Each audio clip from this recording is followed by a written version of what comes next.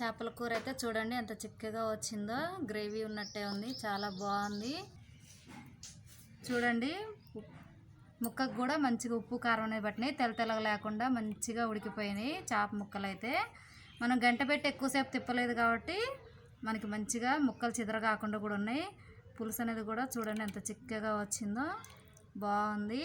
ఇది కనుక మేము ఎలా తయారు చేసినామో తెలుసుకోవాలనుకుంటే మాత్రం వీడియోని ఎక్కడ కూడా స్కిప్ చేయకుండా పూర్తి వీడియో చూడండి. ఓకే అండి, ఇప్పుడు వీడియోలోకి వెళ్ళిపోదాం. ఆనియన్స్ని అయితే ఇలా సన్నగా కట్ చేసుకోవాలి, అప్పుడే మనకి కూరలో మంచిగా కలిసిపోతాయండి.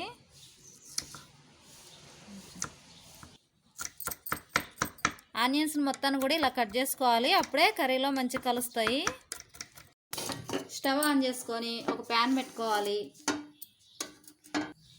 మంచిగా వేడొచ్చినాక ఒక 5 టేబుల్ స్పూన్ల ఆయిల్ అయితే వేసుకోవాలండి.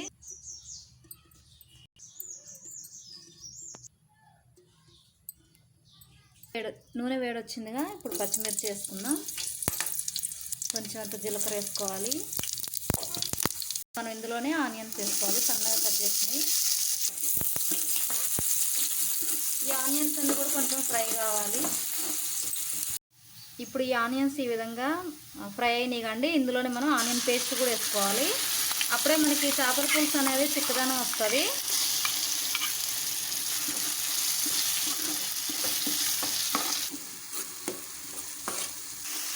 ఆనియన్ పేస్ట్ కూడా ఇలా గోల్డెన్ కలర్లోకి వచ్చినాక మనమైతే అల్లం వేసుకోవాలి. అల్లం కూడా మంచిగా ఫ్రై చేసుకోవాలండి. అల్లం కూడా ఫ్రై అయిపోయిందండి. ఇప్పుడైతే పసుపు వేసుకుందాం. 1 స్పూన్ వేస్తున్నాను.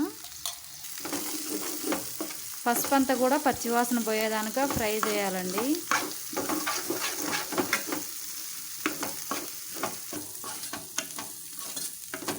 పసుపు మొత్తం కూడా ఫ్రై అయిపోయిందండి, పచ్చివాసన పోయింది. ఇప్పుడైతే చేప ముక్కలు వేస్తున్నాను. చేపలు కర్రీ పులుసు అయినా ఫ్రై అయినా ఏది చేసినా కొంచెం ఎడలపాటి పాత్ర తీసుకోండి, అప్పుడే మనకి తిప్పుకోవడానికి మంచిగా వీలుంటుంది.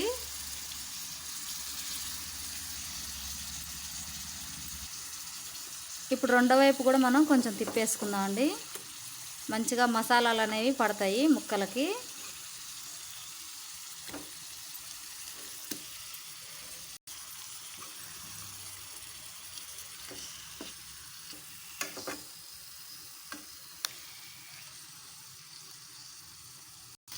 ఈ విధంగా అన్నీ మనం తిరగేసుకున్నాక ఇప్పుడైతే మూత పెట్టి ఒక 5 నిమిషాలే మగ్గనియాలండి, లేదంటే మళ్ళీ అంటుకుపోతాయి గిన్నెకి. చింతపండునైతే ముందుగా కడిగి మనం వాటర్తోని ఈ విధంగా నానబెట్టుకోవాలండి. ఇదంతా కూడా మంచిగా గుజ్జు గుజ్జుగా ఉండేటట్టుగా పిసకాలి మొత్తం.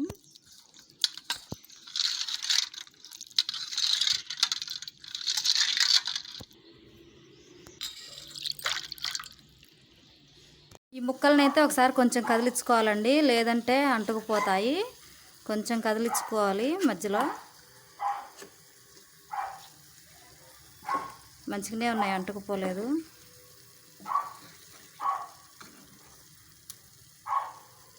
ఓకే, మొత్తం చూడండి బాగా మసులుతుంది పులుసు అనేది. చిక్కగా కూడా ఉంది. ఇంకొద్దిసేపు అయితే ఇంకా మంచిగా చిక్కగా అవుతుందండి. ఇంకొక 10 నిమిషాల పాటు మళ్ళీ మరిగించుకుందాం బాగా. కొత్తిమీర మొత్తం కూడా ఇలా సన్నగా కట్ చేసుకుంటే మంచిగా ఉంటుంది.